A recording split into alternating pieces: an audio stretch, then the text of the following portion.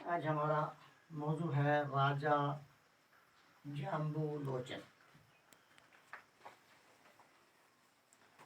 آپ اپنی کتاب میں نکالیں صفحہ نمبر 125۔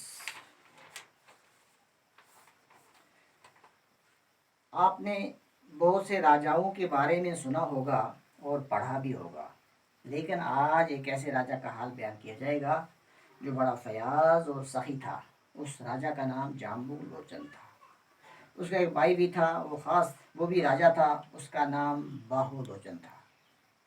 جامبو لوچن کے راج میں رعایا خوشحال تھی۔ لوگ امن و سکون سے زندگی بسر کرتے تھے، کہیں کوئی محتاج نہ تھا، اناج کی کمی نہ تھی۔ دور دور سے لوگ سیاحت کی غرض سے یہاں آیا کرتے تھے۔ راجا کے دربار میں ہر شخص کو جانے کی اجازت تھی۔ وہ خود بھی ہر ایک کی فریاد سننے کے لیے ہمہ وقت تیار رہتا تھا۔ راجا نے اعلان کر رکھا تھا کہ کوئی سرکاری اہلکار کسی کے ساتھ سختی سے پیش نہ آئے۔ راجا کے حکم کی بھی سبھی تعمیل کرتے تھے۔ راجا جامبو لوچن کو ادب سے بڑا شوق تھا۔ اس نے اپنے دربار میں متعدد ادیب اور شاعر جمع کیے تھے۔ راجا نے اپنے دربار میں کئی قصہ گو بھی رکھے تھے۔ وہ ان سب سے اچھی اچھی باتیں، قصے، کہانیاں سنتا اور خوش ہوتا تھا۔ وہ کبھی کبھی ان ادیبوں اور شاعروں کو انعام و اکرام سے بھی نوازتا۔ دربار میں اکثر شعر و ادب کی محفلیں منعقد ہوتی، جن کا حال مخبروں کے ذریعے لوگوں تک پہنچایا جاتا۔ تو پیارے بچوں، راجا جامبو لوچن کے بارے میں مصنف لکھتا ہے کہ آپ نے بہت سے راجا دیکھے ہوں گے یا ان کا حال سنا ہوگا،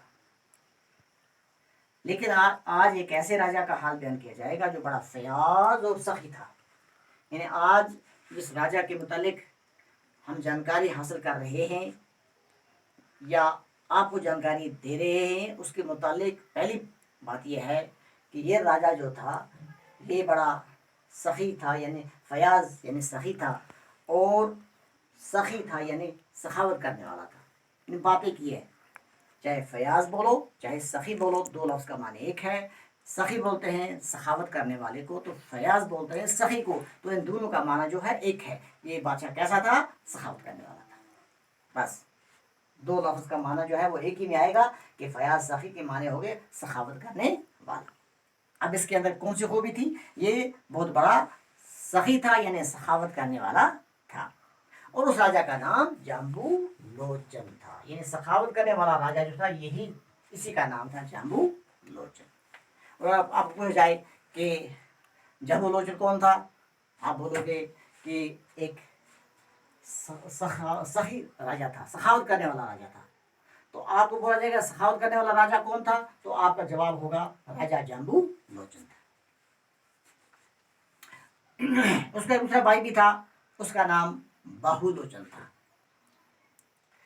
جامبو لوچن کے راج میں رعایا خوش تھی۔ رعایا کس کو بولتے ہیں؟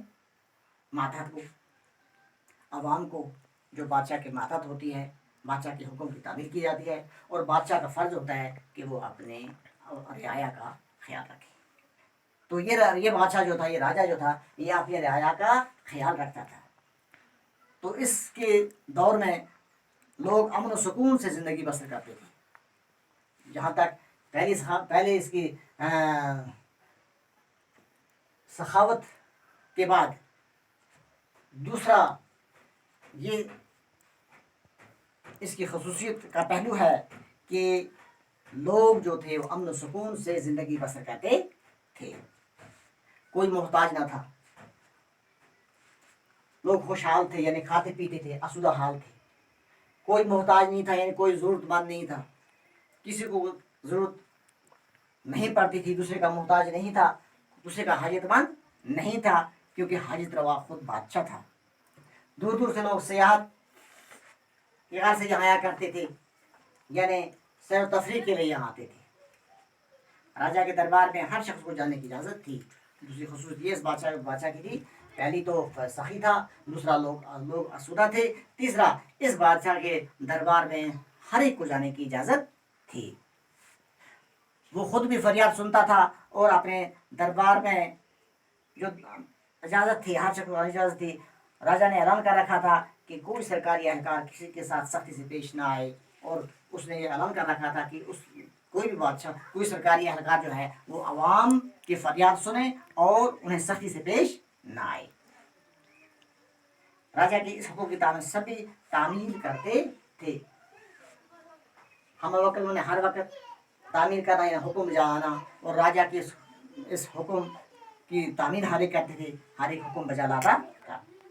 راجا جہاں بولو جن کو ادب سے بڑا شکر تھا، یعنی ادب جو ہے، تحریر ہے، ادب و ثقافت ہے، اس کے ساتھ اس کو بڑا لگاؤ تھا۔ اس نے اپنے دربار میں متعدد کہتے ہیں کئی، بہت، یعنی بہت سارے ادیب و شاعر اس نے اپنے دربار میں رکھے تھے۔ ان سے اچھی اچھی قصے کہانیاں سنتا تھا، خوش ہوتا تھا، اور وہ کبھی کبھی ان ادیبوں اور شاعروں کو انعام سے بھی نوازتا تھا۔ دربار میں اکثر شعر و ادب کی محفلیں منعقد ہونا یعنی قائم کرنا، مقرر کرنا، یعنی یہ اپنے دربار میں کبھی کبھی محفلیں منعقد کرتا تھا، اور جب محفلیں منعقد ہوتی تھی تو شعراء حضرات ہوتے تھے، ادیب حضرات ہوتے تھے، وہ اپنا کلام سناتے تھے، قصہ گو ہوتے تھے، وہ اپنا قصہ سناتے تھے، تو جس کو بادشاہ زیادہ پسند کرتا تھا اس کو انعام اکرام سے نوازتا تھا، جن کا حال مخبروں کے ذریعے لوگوں تک پہنچایا جاتا تھا، کیونکہ اس وقت کوئی ذرائع نہیں تھا دوسروں تک خبر پہنچانے کا، یعنی ریڈیو، ٹیلی ویژن وغیرہ کا اتنا انتظام نہیں تھا، تو اب یہ بادشاہ کے دربار کے اندر کی باتیں رعایا تک، دوسرے ادیبوں تک، دوسرے شاعروں تک کیسے پہنچائی جاتی تھی؟ وہاں مخبروں کے ذریعے، مخبر کہتے ہیں خبر لانے والا، خبر لانے والا۔ تو بادشاہ نے ایک اپنے دربار کے اندر مخبر رکھے ہوتے تھے، یعنی خبر لانے والے رکھے ہوتے تھے، وہ بادشاہ کی خبر دوسروں کو لے کر پہنچاتے اور دوسروں کی خبر بادشاہ کے پاس پہنچاتے تھے۔ تو پیارے بچوں، رائے جنگ الوجن کے متعلق جن خصوصیات کا ذکر ہوا، پہلی بات یہ ہے وہ سخی تھا، سخاوت کرنے والا تھا۔ دوسری بات یہ ہے کہ اس کی رعایا اس دور میں آسودہ حال تھی، یعنی کھاتے پینے والے کھاتے پیتی تھی، ضرورت مند کوئی نہیں تھا۔